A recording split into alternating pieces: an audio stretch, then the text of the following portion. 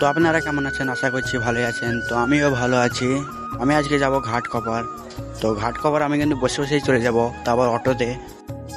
আমি কিন্তু এর আগে কোনোদিন ঘাটকপার যাইনি। তো এই অটোওয়ালা দাদাটা চেনে, তার কারণ হচ্ছে সেটের সাথে গেছে অনেক কবার। সেট বাড়ি চলে গেছে, তাই আমাকে সাথে করে যেতে হচ্ছে, কারণ মাল কটা আমাকে বয়াতে হবে। তো চলো যাওয়া যাক। আর এখানকার রাস্তাঘাট খুবই সুন্দর। সুন্দর হলে কি হবে, এখানকার রাস্তাঘাটে জ্যামও খুব।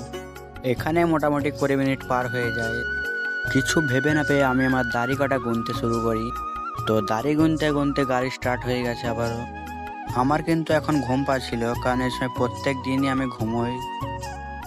তো কি আর করার। ঘাটকপারে ঢোকার আগে চোখে পড়ে ঘাটকপারে মেট্রো। তো আমরা পৌঁছে গেছি। তো আমরা কাজ কটা দিয়ে কাজ নিয়ে চলে আসবো আবারও। তো আবারও দেখা হবে। আর কাজগুলো দিতে আধা ঘন্টা টাইম পার হয়ে যায় এখানেই। তো অটোতে উঠে পড়ি। তো অটোতে বসার কোনো জায়গায় ছিল না, কারণ অনেকগুলো কাজ দিয়েছিল সাথে একসাথে। তো রাস্তায় চলে আসে, আর রাস্তা দিকে একটা প্লেন উড়ে যাচ্ছে উপর দিকে। তো কিছুটা দূরে আছে এয়ারপোর্ট, তার জন্য এত নিচে দিয়ে যাচ্ছে প্লেনটা। অটোতে বসে থাকার জায়গা না থাকায় আমি কিন্তু শুয়ে পড়ি, কারণ শোয়ার জায়গাটা ছিল, বসার জায়গা ছিল না। কিছু দূর যাওয়ার পর সামনে পুলিশ চলে আসে, তাই আমি উঠে বসে পড়ি, কারণ পুলিশে দেখলে চালান কাটতে পারে।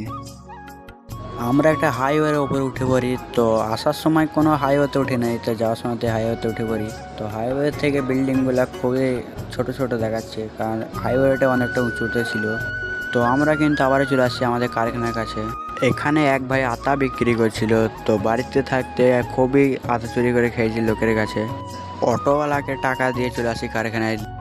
আর যতটা কষ্ট না ওখান থেকে আসতে হলো, তার থেকে বেশি কষ্ট সিঁড়িটা দিয়ে মালটা তোলার সময় হলো, কারণ খুবই উঁচু সিঁড়িটা।